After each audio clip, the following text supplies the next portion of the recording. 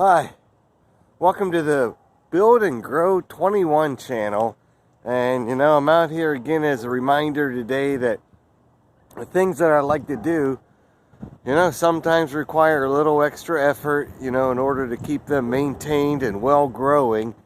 Especially today, it's Friday before Easter, Good Friday 2021, and having to come out and be a little cautious and prepared for good frost that's going to come in this evening, apparently.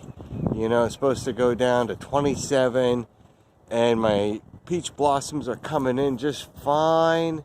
They're coming in on 3 trees, as well as the Asian pear blossoms. I don't have enough equipment here to cover these trees in this little backyard orchard and protect everything from frost. I haven't worried about it in a couple of years, for good reason and not. And it hasn't made any real big difference. I don't know if it will tonight, but I have the time. And I do have some resources on hand that I can still recycle later too. So I don't feel like going out and buying bubble wrap plastic. But I do need to do something, and I'll feel better about it. Because right now I do have the time, I do have the energy. So for these peach blossoms, coming in and just putting a black trash bag over them as best as I can. Try to build a couple pockets of air there. The sun is getting ready to go down, and so we'll try to capture a little bit of the last heat. I've done that on that tree, and right now just a little bit here on this Asian pear. And this one, we'll see if I have any materials left over to get the front 2 trees, because those are pear and Asian. So here, okay, another peach tree, and these 2 peach trees really do well. The peach tree in the front is a white peach tree, and it may start to do well. It's still a little early for that one.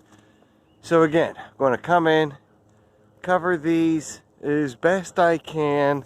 Not many trash bags, just maybe a couple where I can reach them easily to take them off, use them again, and see what happens here.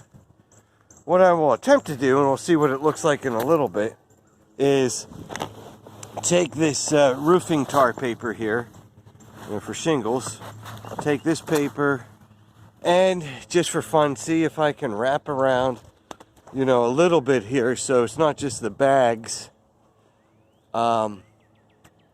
It's not just the bags here. I want to wrap around the tree to include the bags inside. So, have a little extra pocket air. I don't know if it's going to work out. I don't know if it's worth the effort. So we'll come and see.